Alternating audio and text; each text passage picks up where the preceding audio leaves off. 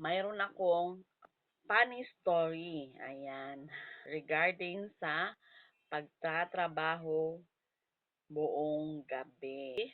Mayroon kasing akong kasamahan sa trabaho. So ngayon, sa gabi kasi talaga namang tatablan ka ng antok. Ang sabi ko sa kanya, at napatanong ako, wow, hindi ka yata inaantok ngayon at uwian na. So ngayon, nagkwento siya, nag-open siya kung ano yung solusyong naisip niya. Ayan. Ang solusyong naisip niya, alam nyo ba kung ano mga kalodi? Ayan. Ginaya lang naman yung kambing. Ayan. Habang nasa trabaho, nagngunguya. Ayan. Akala mo may laman yung bibig. Yun pala ay wala. Kaya ako'y napapatawa. At ayan, na-share ko sa inyo yung kanyang ginawa.